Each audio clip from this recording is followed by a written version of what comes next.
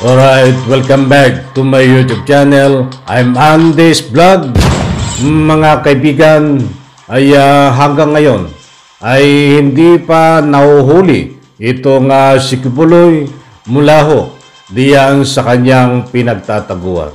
Ang sabi nga ng PNP at ang maging ang NBI ay nandito lamang sa Pilipinas itong si Kibuloy. But sa puntong ito mga kaibigan, ay bigyan po natin ng pansin at talakayin itong nag-iba ang takbuho ng ihip ng hangin.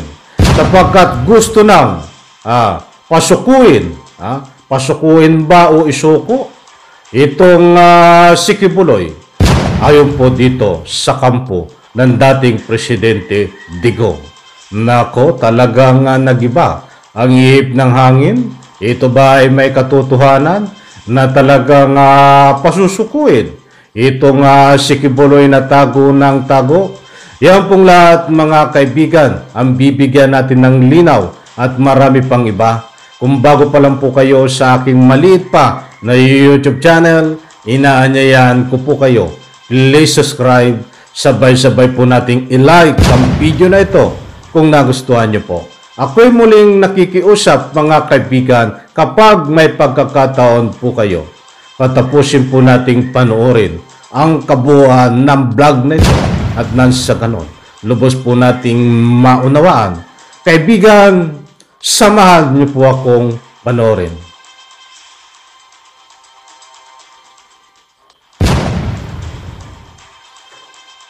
Pero si dating Pangulo, ang sabi daw ng dating Pangulo, nais na rin niyang imungkahi kay Pastor Kibuloy na sumuko na.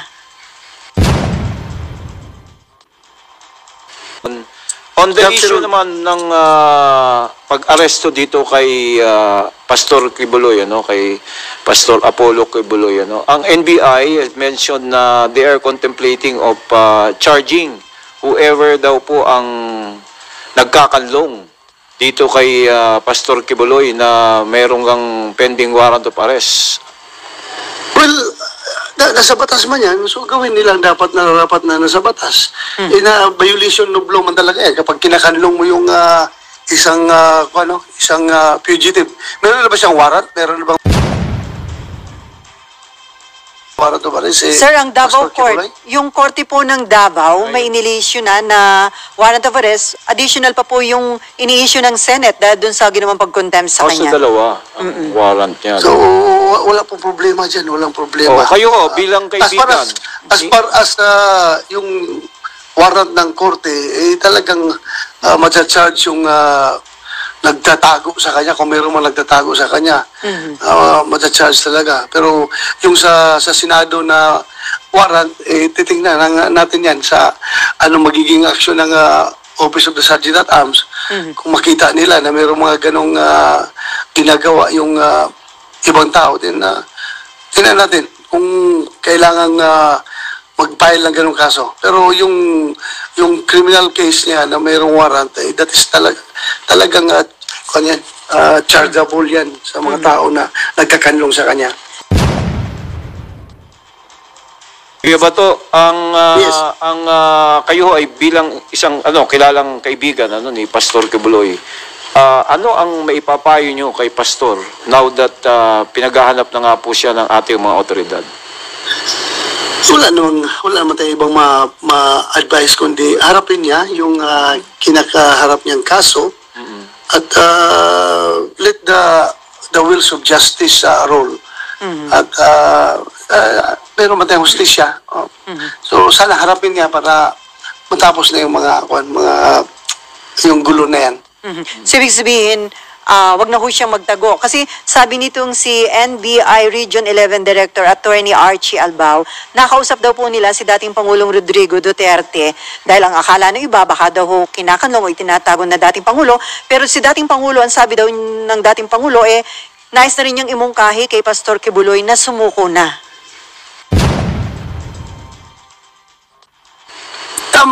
Tama yan. You cannot expect pagkakanlong coming from a former president at a lawyer at dating fiscal. Alam niya yan na violation of law yan. Kaya huwag na gawan-gawan ng istorya na kinakanlong ni Pangulong Duterte. Dahil alam ni Pangulong Duterte ang batas. Hindi yan mangyayari. So, pareho lang kami ng advice na harapin niya, face the music. Lalo na po't korte na, sir, di ba, ayaw niya kasing kilalanin yung Senate inquiry. So, ngayong korte na yung nag-issue ng warrant of arrest sa Davao Court. So, you're hoping na ito'y kilalanin na, talagang humarap na at sagutin na ho ni Pastor Quiboloy yung mga kaso laban sa kanya? Well, he has no choice. He has no choice. Nakabinbin niyang kaso na yan. Harapin at harapin niya yan dapat. If he has to listen to me, and that is my advice. Harapin niya yan. Dahil andyan yan, nakapile na yung kaso niyan eh.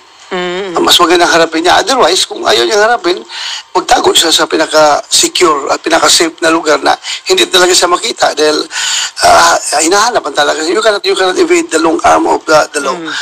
Hanapin ka talaga dyan, lalo na pag mayroon kang standing warrant of arrest. So hanapin ka talaga. Parang liliit ang mundo ni Pastor Quiboloy, sir, no? Kung may mga ganito ng warrant of arrest, hindi lang from the Congress, kung hindi kahit sa korte meron. Parang... Yes. Yes. Talaga pag hinahanap ka, lili talaga ang batas, lili talaga ang mundo mo. So sana harapin na lang niya para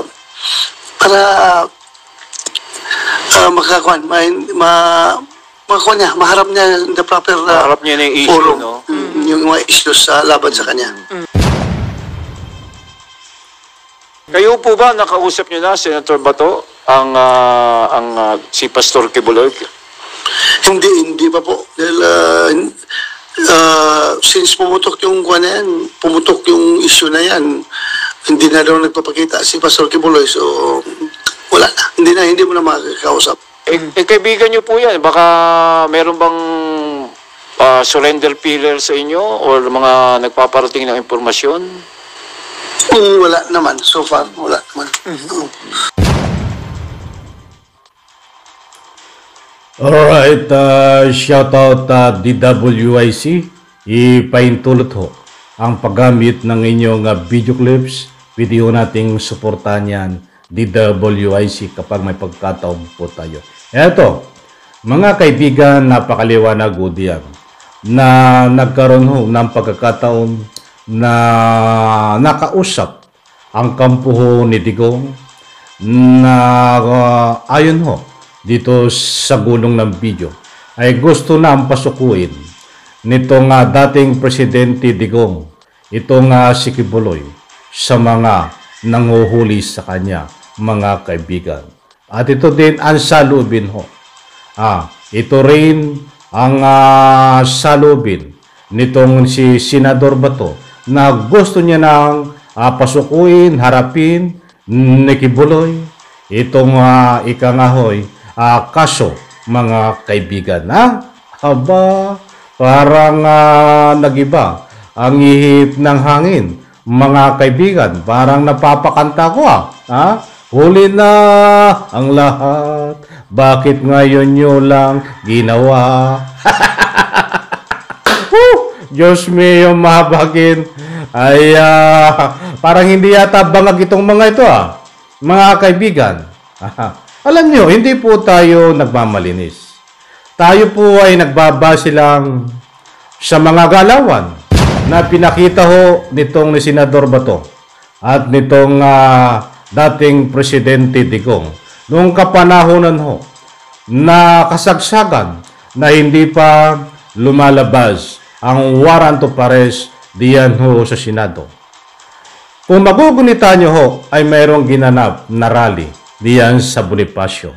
Isa ho na nagsulong at isa ho na nagbigay, na nagsuporta. Dalawa pala sila. Sabihin kong dalawa. Itong Senador Bato, nagtalumpati pa ho yan. Diyan ho sa entablado, sa harap ng karamihan, nang ika nga po'y ang sinisgaw ay justice for Quiboloy. Ay inaano ba si Quiboloy? Hindi naman ika nga ho inaano ng pamahalaan yan. May reklam ho sa kanya. na ika nga po ay su-inso patong-patong na kaso ho. At may mga buhay na testigo. Ay ika nga ho yun dapat ang panagutan niya. At siyempre dito sa Senado ay mayroon siyang dapat linawin. Mayroon siyang dapat ipaliwanag. Ay tumatakbo ho siya eh. Ayaw, di ba? So doon sa ika nga po rally ay nandun po si Digong at si Senador Bato. Hindi ko na babanggitin itong iba pa nilang kasama dahil baka kulagin tayo sa oras. Ay hinaharang ho nila ang ika nga ho warrant of arrest nitong si Kibuloy. Bakit ngayon ho ay biglang nag-iba ang ihip ng hangin? Muli kung uulitin ay ang gusto nitong si Digong ay pasukuin na o isuko ba o pasukuin? Ay marami nang nagsasabi na kinakanlong. Ay baka doon pumapasok yung isusuko o pasukuin itong si Kibuloy. Mga kaibigan, ganun din ang pananaw sa lubin ngayon nitong si Senador Bato. Mga hugas kamay kayo? Mga kaibigan, gusto ko pong kunin ng inyong in-reaction, public opinion dito sa galawan ngayon ni Senador Bato at siyempre itong si dating Pangulong Digong. Naniniwala ho ba kayo sa sinasabi nitong dalawang ito na buhat sa kanilang kaibuturan ng puso ang mga sinasabi nila na ika nga po'y kailangan na sumuko ito hong si Kibuloy. Kailangang harapin ang kaso na ika nga sabi ni Bato ay madaling matapos. Para madaling matapos na yan. Parang ganun lang parang pansit lang nakakainin na kapag sumuko ka ay tapos na. Dapat sabihin mo para makulong. Diyos mio, mabagin. Kung ano naman ang reaksyon nyo po dito sapagkat kalat na kalat ho sa social media, lalong-lalo na diyan sa public opinion, na kinakanlong di umano diyan sa Davao ng mga Duterte, di umano, lalong-lalo na itong si Pangulong Digong. Bagamat wala po akong sapat na batayan dyan, kaya sabi ko nga di umano. Ito nga ba ay may katotohanan? Sapagkat marami na po ang pinakita nitong dating Presidente Digong na ika nga po ang galawan nito ay yung mga sinasabi niyo po. Sabihin natin tatlong sinabi ay tatlo po doon ang sablay, mga kaibigan. Minsan po ay walang tumatama. Ayan po. At marami na po ang ebidensya tayo na nangyayari. Basta lumabas sa kanyang bunganga, kahit walang aksyon at hindi ito totoo, ay masasabi niya po, tayo po ay nagbase diyan sa mga binitawan niyang salitabi po. So, dapat po bang paniwalaan natin ito? At dapat bang paniwalaan natin itong si Senator Bato din? Sila pong dalawa. Tungkol dito sa pagsuko ni Kibuloy. Mga kaibigan, wag po tayo na ika nga po, katulad nga, maraming bulaang propeta na lumalapit, nagpapahayag ng mga salubin. Waring maamon tupa, ba't iba ho ang kanilang layunin? In relation and related. Bakit ko po nasabi yun? Mga kaibigan, ito'y parang naguhugas kamay Mga kaibigan, naguhugas kamay. Kunwari pasusukuin. Yun ang minumungkahin nila. Ba't ang nakatanim ho sa kanilang puso at isipan ay ibang taktika lang po, strategy. Yan po ang nakikita ko. Taktika, strategy, kunwari pasusukuin, pero hindi, lalo't nililito lang ang taong bayan, mga kaibigan, sapagkat wala na po akong tiwala sa mga bibitawan ho ng pananalita nito pong dating Presidente Digong. At wala na rin po akong ika nga po tiwala sa bibitawan hong pananalita nitong Senador Bato. Sapagkat ang sabi nga niya, uhulihin niya itong si Kibuloy. Mga kaibigan noon, kung may hihingi ng tulong, subalit hindi ho. Humingi na po ang tulong ang PNP. Bakit hindi siya magpusa, magboluntaryo na humuli dito kay Kibuloy? Huwag niyo sabihin na wala kayong komunikasyon dito kay Kibuloy. Madaling itanggi yan. At yan po ay taktika nyo na itatanggi nyo na wala kayong komunikasyon. But ang totoo niyan, nandiyan po ang proteksyon nyo dito kay Kibuloy. Di umano! Yan po ang lumalabas sa mga public opinion at galawan nyo. Senador Bato. At siyempre, itong dating Presidente Digong. Okay, medyo nabitin na naman ako. Marami po tayong dapat talakayin. But anyway, bigyan po natin ng part 2 ito. Ano man ang inyong komento, public opinion, huwag pong kalimutan sa comment section. Isang like po sa video na ito. Maraming salamat, pagpalain po tayo lahat. Bye-bye.